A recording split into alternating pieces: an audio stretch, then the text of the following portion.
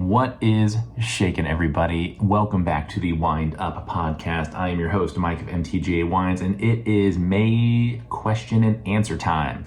It is a perfect time to dive into a bunch of questions that have been submitted to us over the last month, and also dive into a few more that were asked of us during our round of road trips through late March all the way through April and into early May.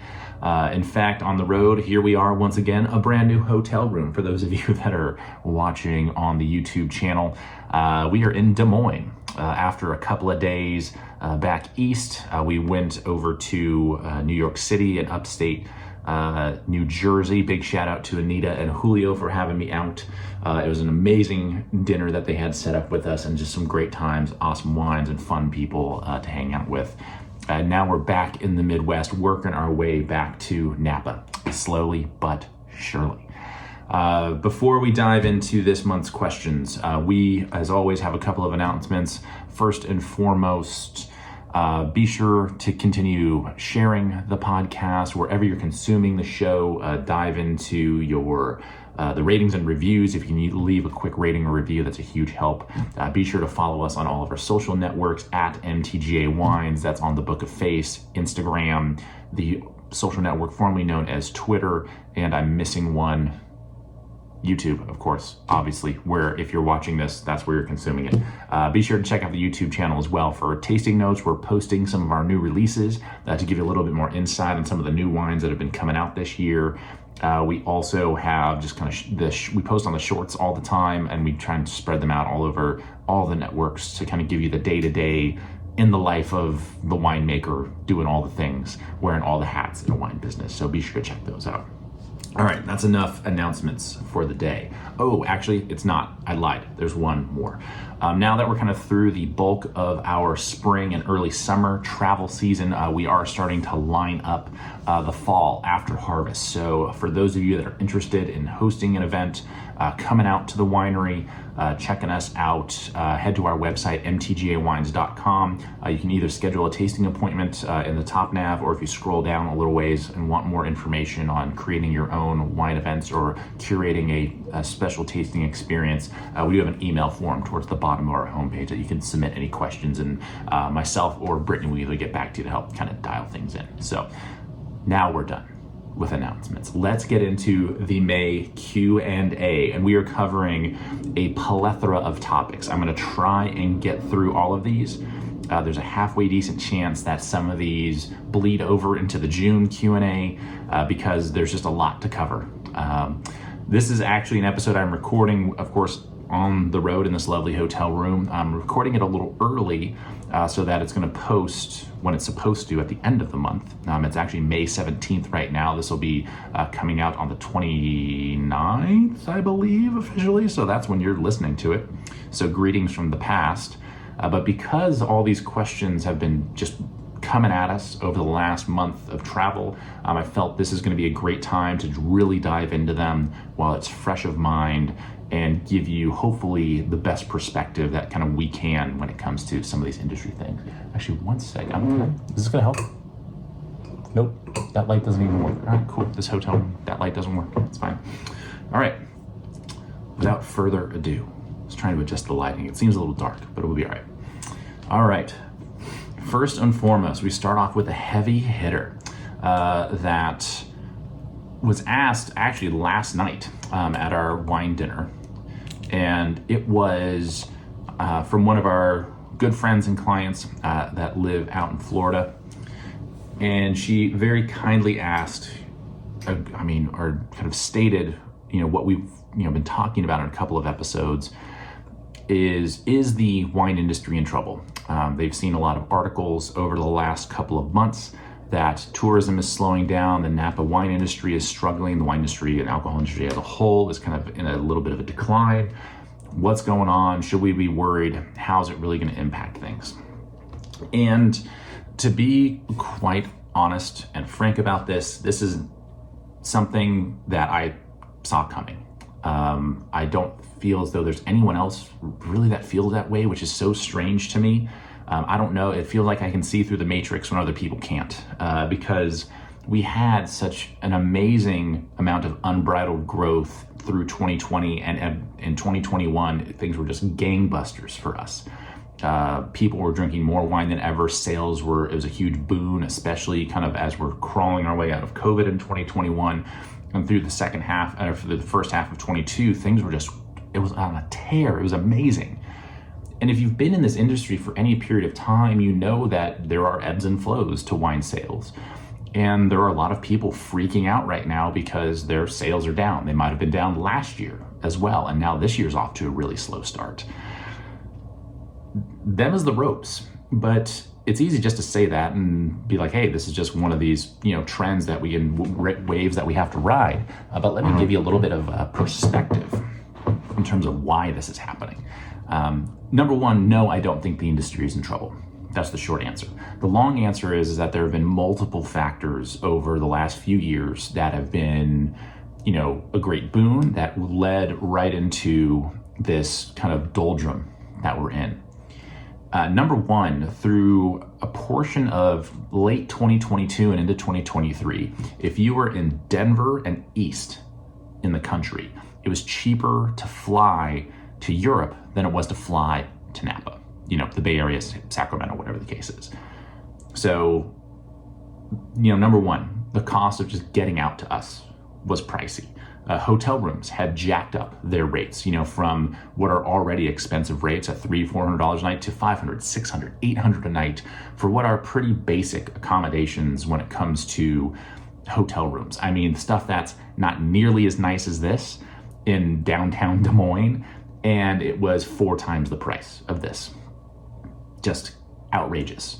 Number three, you had wine prices increasing. Through the kind of COVID supply chain crisis, the cost of all the goods we're using, went up 20, 30, 40%. We've already talked about kind of the grape market, and you can go back and listen to that episode and kind of how things have changed over the last 4 years, kind of using Cabernet as the example, that the price per ton for Cabernet Sauvignon in Napa is up 40% since 2020, 2021. It's crazy. So just the sheer expense of everything. It's hard for me to say, hey, keep coming out to Napa when everything is so expensive. I get it. And many folks have been here, over the last couple of years, and what, let's go travel somewhere else. Let's do something else. We can get more bang for our buck doing other things. We love Napa. We'll be back, but we're just going to skip it this year. Maybe we skip it next year. Those are just kind of some of the economic factors. You also have, kind of that COVID mentality of where happy hours kept getting earlier and earlier and earlier. People were drinking and as a result buying more wine than they really ever had. And now you have people that have purchased a lot of wine. They're in a lot of wine clubs and they're saying, hey, we need a little break to catch up on what we have laying around. We're back at work. I'm not popping a bottle of wine open at noon, to go with my lunch before this Zoom call I got, at 3:00. Things are a little bit more, coming to an equilibrium in terms of consumption, just in general, in my opinion. So you have all this stuff that's kind of working against what was kind of this big boon of a year like 2021. And quite frankly, the businesses that acted as if, hey, we're going to see this double-digit growth, these amazing sales trends for years and years and years to come, if that was your forecasting, you're doing it wrong. Plain and simple, bar none. You did your business a disservice, because this is how this industry ebb and flows. It was no different during the 08 to 11 recession. There have been plenty of examples of this prior to that as well. This shouldn't really be a surprise to anybody. You can also, folks are talking about the generational side of things as well, with Gen Z starting to come into, their drinking age. The oldest of them are 27, so still maybe not quite available, not quite able to purchase and enjoy fine wine on a regular basis, because they need stable jobs, they need stability in their lives, they need homes, they need, partners, they need whatever they need to, make wine seem worth it to enjoy. So we're in that generational shift right now, which is the same thing that happened to the millennial generation, my generation. Go back and check out our generational episode that we posted earlier this month. We kind of dive into that topic a little bit further. So, long story longer, is Napa wine industry really in trouble? No. I think this is simply that little reset that we normally experience after these really big kind of great years. It levels off, and for some people it's down, some people it's flat, some people they actually do okay. And it just kind of depends how you've approached all these years. You know, if you were expecting another 15, 20% of growth this year, sorry, it's not happening. If you were expecting that last year, probably not happening either. So, you know, you really have, these are those times where you really should be conservative. This is where I got in a lot of trouble with some of my day jobs, is that I was an ultra conservative planner. I wanted growth, much like my bosses and the owners wanted growth. But I always said, hey, like, it's nice that we had this great year, but understand, like, this is not sustainable. This is not,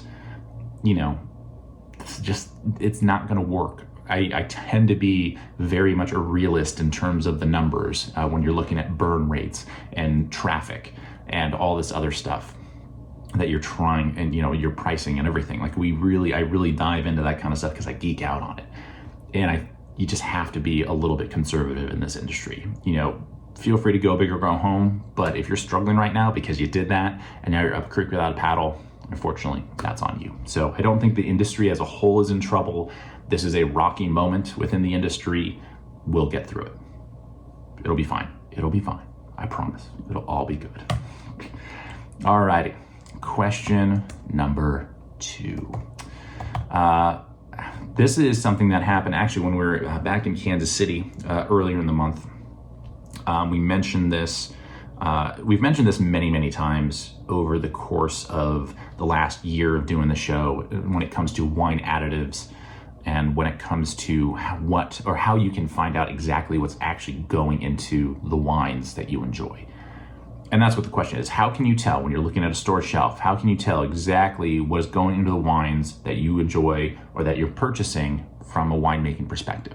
The short answer is you can't. You have to get in touch with the winery because the vast majority of them don't share this kind of information.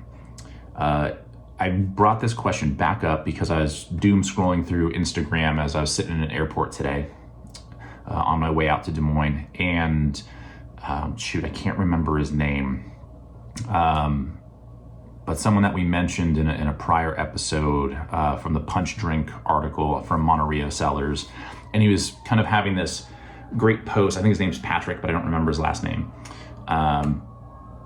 He was mentioning and kind of having this almost like come to Jesus moment about saying, hey, we use sulfites, we use cross-flow filtration to make sure our wines are stable, and we want our wines to be better and good. And I think good on him, he admitted that, hey, some of the early wines that I was doing as natural as possible, many of you know my opinion on natural winemaking, that I think is trash. He found that the proof was in the pudding, that, hey, some of these conventional methods make better, more stable, yummier wine. So I love the fact that he was being honest and upfront about using sulfites, because that's what we do. I love the fact that he's honest and upfront about, being honest about his filtration practices. And more wineries should follow suit. That's why we started doing it. Because the reality is you can't find out this information unless a winery is willingly sharing it. And even then it might be tough to track down, because it means, going to their website, sorting through their web pages, finding tech sheets and tasting notes.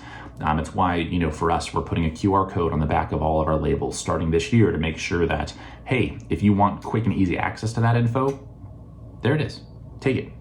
All the information is going to be out there.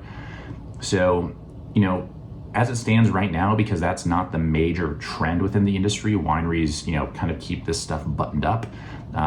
We did another hotel room episode when I was in Pittsburgh at the end of March called Why Don't Wineries Share? Go back, check that out. Definitely check out our episode from last year about wine additives and kind of how some of this integrates into wine production and kind of what we're really talking about from a broader perspective. But the best thing you can do is when you find a wine you like, number one, earmark it, be like, hey, I know this, I enjoy this wine. And from there, try and do a little research. I know it's a pain in the ass. I know you don't want to have to do that. You don't want to have to call them and be like, hey, I want to know more about your wines. You don't want to have to, dig through pages and pages and pages on their website. Unfortunately, unless you're someone like us, or other small producers that are actually publicizing this information, you're not going to be able to find it. So it's a bummer. It shouldn't have to be that way. I think there are a lot of us that are trying to change that, or at least there's a few of us anyway. And hopefully it's something that catches on in the future. So if you're trying to find out, what's actually going into your wines, it's a matter of you kind of picking up a mouse and keyboard and doing the research yourself, or making a phone call to figure out actually what's going on. Unfortunately, that's the way it is. All right, in tandem with that, how do you find good wines in your local wine shops or restaurants? This was also from an event this month with someone who was honestly intimidated by, looking at just a wine list, like opening up that book and be like, shit, there's, 200 wines here. How do I figure out what one to pick? Or going into a wine shop and just seeing row and row and row of, wine after wine after wine, and not knowing where to start. And this is the best advice you'll ever get from anybody in the industry in terms of how to sort through a wine list or sort through shelves in a retail shop. And it's super easy. It might be a little out of some of your comfort zones, but it is super easy. And that is asking for help. Find someone in that shop who knows what's on those shelves. In that restaurant, find out if there's someone, whether it's the bartender, a sommelier, whatever, find out if there's someone there that knows about the wines that they have on their list, and just ask, hey, I'm interested in wine. I'm not really sure where to start. Here's what I like. And this is where it's nice to have that ballpark of like, hey, I like really bright, dry, refreshing rosé. Or hey, you know what, I like white wines that aren't, super acidic and maybe are a little bit sweeter. You know what, I want just a nice, sexy, smooth red blend. I want the biggest, baddest Cabernet you got. Having that, the ability to ask that question and just ask for help with a little bit of framework. You don't need to be a somm, you don't need a pin on your lapel, you don't need a WSET certification to ask these questions. You can ask them very honestly and very frankly and be like, hey, here's what I'm interested in. What do you got? That's all. That is the best advice I can give. I promise you, you're probably gonna find some wines you love. You might find some wines you don't like. And the best part is, if you find a wine you don't like, you can go back into that same shop, that same restaurant, and be like, hey, you recommended this last time. It was a little edgy for me, or maybe it was a little too sweet for me. Do you have something else in the same vein, but that's a little bit different? And you can start to kind of build that repertoire of wines in your head to really kind of, flesh out your own profile of wines you love to enjoy. So the number one thing whenever you're shopping for wine, if you're feeling intimidated and out of your comfort zone, is to ask for help. I admittedly, because I'm a dude, I don't ask for directions, I don't ask for help. I just wing it and hope for the best, because that's what us guys do. So don't be me. Try to actually ask for help. It's a huge thing that will go a very long way in terms of your overall enjoyment of wine when it's all said and done, because you'll learn a lot in the process. All right, question number 3. We're actually rattling right through these, which is great. Question number 3. Okay. Something else that comes up kind of all the time, especially as we're talking about our wines, because we don't own our own vineyards or purchasing grapes from other people. When working with grape growers, how much control do you have over the growing season and the harvest season? Frankly, all of the control. This is something that's kind of built into the contracts that we put together, is that if we're paying good money for this fruit, that we have the ability to adjust, critique, and, make sure that we're getting what we want out of that vineyard. Plain and simple. Because if it comes harvest time, and let's say, because I actually had this happen 2 years ago in 2022, We had a vineyard. Oh no, actually it was last year. It was 2023. We had a vineyard that we were working with that shorted us on the fruit that we were contracted with. And there was another buyer for another section of the vineyard. And I said, hey, we're contracted for this much.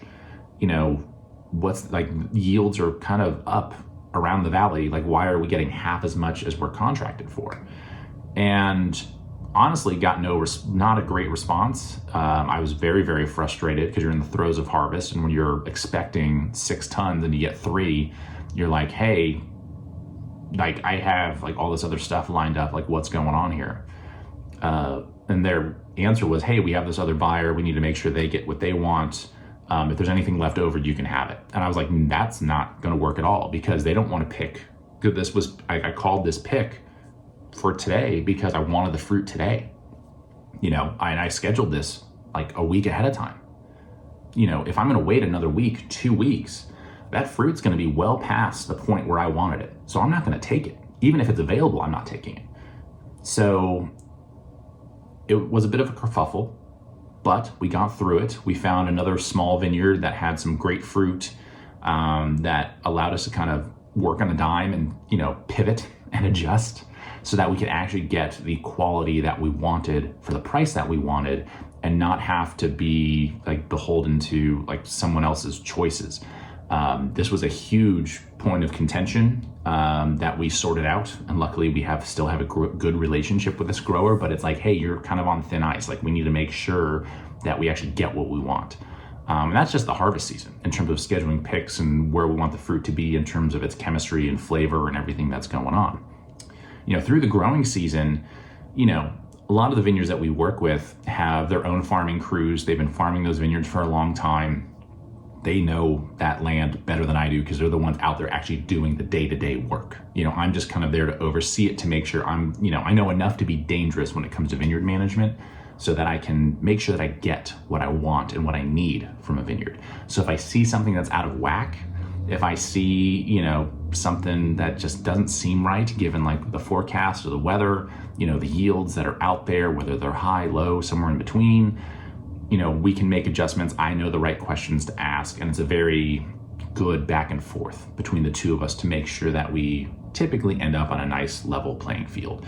Exceptions like this last year with this one grower, that's, maybe the second time that's happened in 15 years that we've had an issue with a grower. Maybe the third time, but nothing was nearly as dramatic as getting half the fruit you were contracted for. So, you figure it out one way or the other.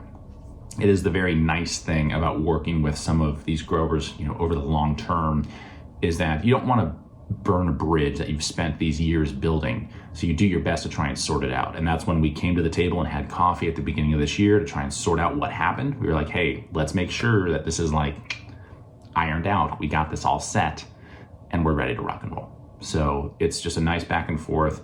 We have probably, more control than a lot of people expect, which is great for us, because we get to make sure that we get exactly what we want out of that vineyard so we can make the wines that you have come to love. That's how we go about things.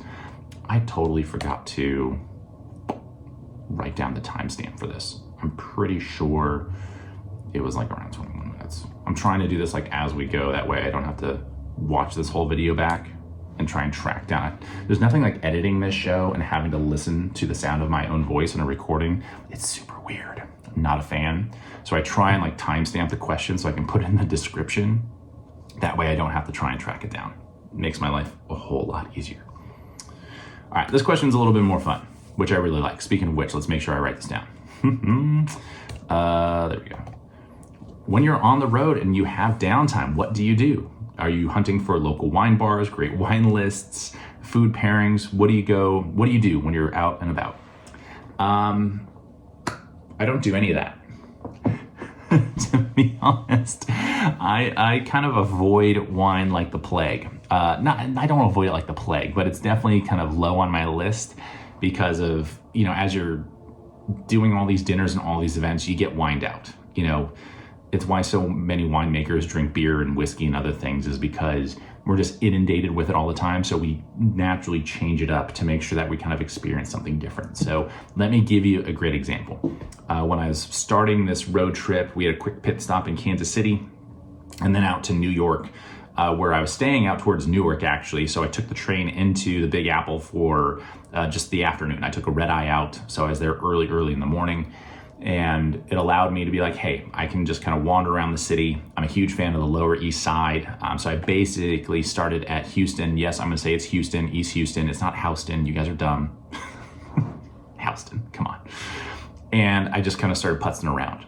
I had to check Katz's Deli off my list. So I went and got myself a pastrami sandwich and some pickles and a Brooklyn beer just as an appetizer for the afternoon. And was like, hey, this is just, my friends that know me know that I love great deli. And this was probably the best pastrami sandwich I've ever had. It's just delicious. The experience is great. It's everything that you would expect. I'm going back the next time I'm in the city, 100%. It's so good. And it's like, I just want something different that I can't get back home. So that's where I start. From there, I walked north a little ways. I ended up at McSorley's old time pub, where I had a couple pints of the dark stuff, just kind of sat there. People at this point, you're pushing like 5, 6 o'clock. So folks are like just getting off work, like the night's barely getting started, and so it's nice to just kind of be there in the hustle and bustle, have a couple of beers, kind of hang out a little bit, and then continue on my way. So always love a good beer. In fact, that's probably what I'm going to do after I'm done recording this. There's apparently a like German beer hall, like a 10-minute walk from this hotel. That's where I'm headed because I could use a pretzel and probably a dunkel. That's what I want. From McSorley's, where did I go? I went to this other bar, cocktail bar called the Belfry, I think it is. Kind of this like vibey, good music, good playlist, good cocktails. They had like a little like tropical tiki section of their cocktail list, and those that know me know I love a good tiki drink. So I was like, yep, let's go there, let's check it out, see what we're all about. Sat there, had a cocktail, shot a Fernet just to help settle down that pastrami sandwich a little bit. From there, just continued walking around. I went over to I think it was this udon noodle place on St. Mark's. Had a giant bowl of just some of the best noodles I've had in forever, and for like $20. It's like, oh yeah, shut up, take my money. You're lucky I can't eat 2 of these in one sitting because it was amazing. So didn't even have a beverage there. It was just like, I'm gonna have some water, some spicy noodles. It was like a beef udon with like kimchi and all kinds of other, the egg, everything in it. It was just the best. It was so good. Definitely going back there as well. It was super good. From there, I had a couple hours to kill. We're starting to push like 8:30, 8:45 by this point. I was pretty close to the Comedy Cellar, and I was like, hey, they're probably sold out. They probably don't have any standby tickets available, but shoot, let's walk down there through Washington Square Park, see if they got anything going on. Walked by, and then, yep, sure enough, they were sold out, completely packed. I'm like, yeah, to be expected, whatever. It's the way stand-up comedy is now. Like, you can't just like walk up to a club and get tickets, especially this one, because it's, iconic. But I was like, yeah, let's give it a shot. And if we get in, we get in. Because there was I think like a 9:30 showing, and I got there like at 8:50, and they were like, yeah, sorry, like we've been sold out already on tickets, and all the standby is already taken. Like, you can't even, don't think, sorry, you're gonna have to try it another time. I was like, yeah, totally get it. From there, just started making my way back to Newark. Jumped on the trains and made my way back. And that's like a typical night of what I do on the road when I've got like nothing to do, like tonight. I'm gonna go out to this German beer hall. Since I'm in Des Moines, I'm going to like El Bait Shop, I think it's called. Yeah, because actually I've gotten a bunch of recommendations of things to do in Des Moines, and I was like, hey, if you just need like some cheese curds and a burger or something, like that's the place you go to. So I'm like, all right, cool. And it turns out there is a tiki bar here in town as well that I'll probably check out, called Bellhop. It's a neighborhood tiki joint. It's like looks like it's across a river or something from where I'm staying. So I'm like, all right, cool. We'll go have a couple of German beers. We'll go have some cheese curds and a burger. And then I'm going to go find another tiki bar that I'm going to love. I mean, hence like the pirate, ship's wheel that I have, hanging around me right now. So yeah, it's when I'm, on the road like this, it's just kind of like, I don't ever really have plans or reservations. I'm not like actively hunting for places. It's just like, all right, let's go on some recommendations, if I kind of hit a wall somewhere, then I jump on, TripAdvisor or Yelp or something, and I try and track down, or just Google Maps, and I just kind of like see like what's in the area and click on little dots to see like what's actually going on. And from there, just see what kind of trouble I can get into. It's kind of the nice thing about being on the road like this is you do find you find yourself in some familiar places like New York City. This is definitely my first time to Des Moines in Iowa, period. So it's kind of like, all right, well, let's see what we have going on. We'll just kind of explore and see what we got happening. It's a great time. I love this part of the travel side of things, especially with a travel day, like being up super, super early, catching an early flight, and like you get to the hotel, take a nap, freshen up, record a podcast, and it's like, all right, let's go explore the city and see what we got going on. Man, we rattled through those questions. I actually had a couple others saved. Let me open up my laundry list of questions here. I didn't think I was going to get through those quite this fast. We just trucked right along. Let me open up my little Word doc here, because I do try to keep track of all of the questions that we have, because I'm sure I'm going to, double dip and answer the same thing, twice at some point. But I try to keep it relatively fresh. That way y'all get, the latest and greatest. Please hold while we pause for station identification. All right.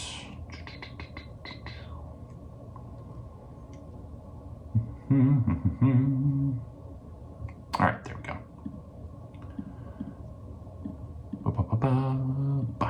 All right, perfect. All right, timestamp it. There we go. Thank you for your patience as we roll through this. All right. For small producers trying to enter new markets and travel and build their brands, how do they go about it?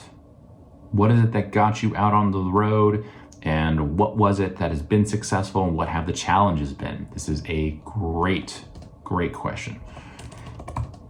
It is, for a small business like ours, it's almost imperative, and almost for every wine business, it's imperative that you have someone on the road kind of pounding the pavement for sales.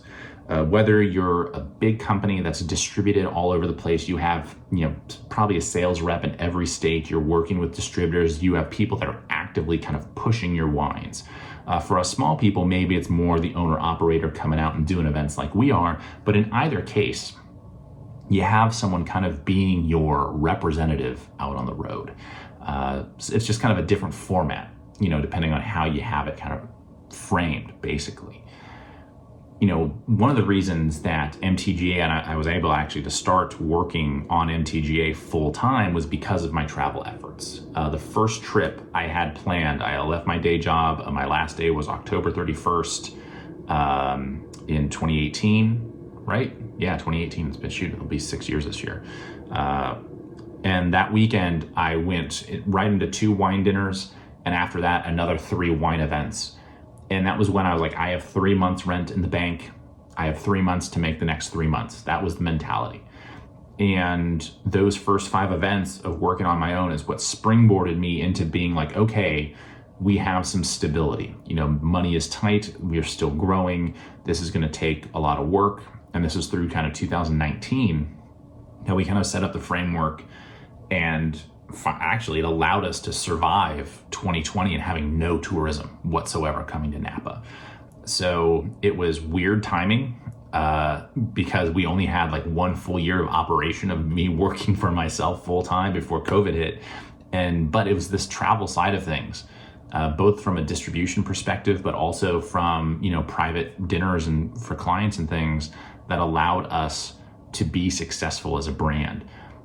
Every winery is going to have kind of a different strategy around this. We talked a little bit about this in one of our travel episodes in terms of like what makes a trip like worth it overall for a winery. It's going to be very subjective based on that business and kind of what they want. Some are certainly a little bit more like, hey, if I'm coming out, I need to sell X amount of wine, like X amount of bottles or X amount of dollars.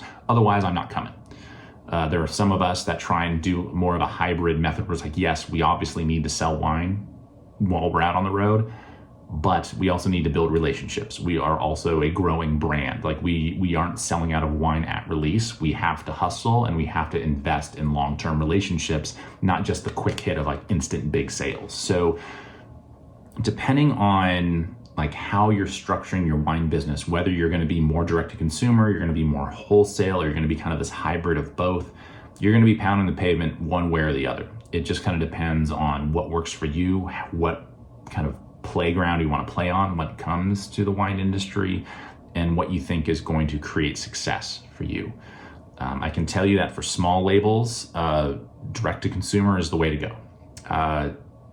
When we're distributing our wines, it's basically a marketing expense. We don't make any money on that. It's pretty much covering the costs of what we do, because even when we're working with distributors, we're typically having to fly out, work with them in those markets. I mean, plane tickets, hotels, meals, we're spending money, to sell our wine through them.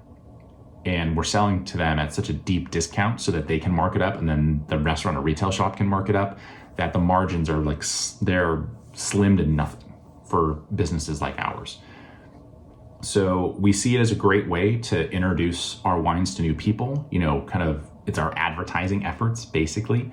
It gives us the opportunity to come back to certain markets and cities and say, hey, let's do a wine dinner at this restaurant. And let's, introduce some more people to the people, behind the wine label, and build some of these relationships that I've been talking about. So it's one way or the other. It's all about getting butts in seats and getting wine into glasses and sharing it with people, whether it's at a retail shop or at a country club or at someone's home or whatever the case is, and trying to build your brand, in essence, the way you want and how you want to be successful and what you want to be doing.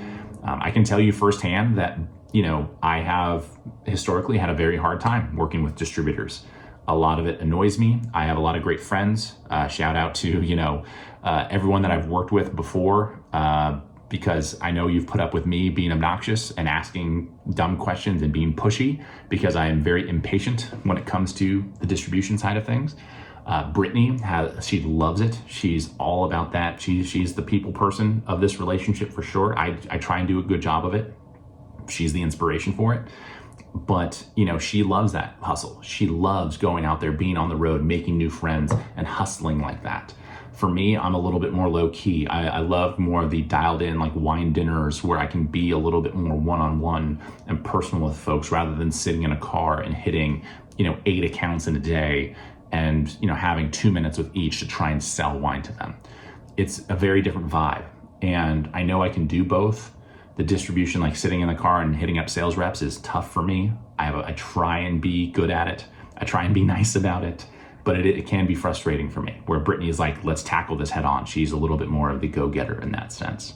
Where I prefer, the little bit more dialed in, kind of longer form experiences, which is why our podcast is typically like 30 to 45 minutes long. I'm like, hey, let's sit here and chat, have a conversation, rather than the elevator pitch of, hey, here's my wine, here's how it's going to make you money, right? Like, that's the difference realistically.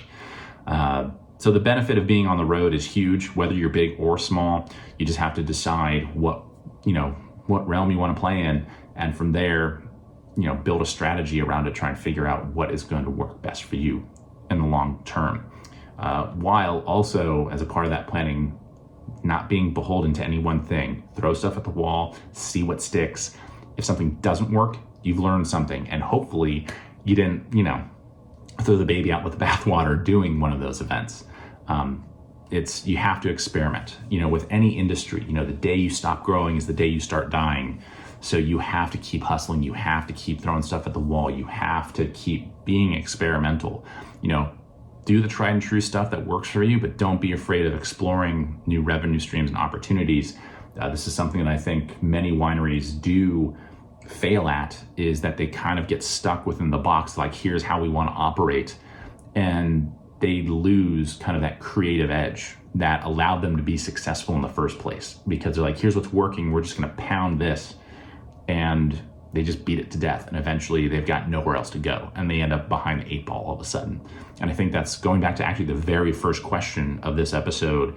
Why some wineries are in trouble is because some of them got complacent.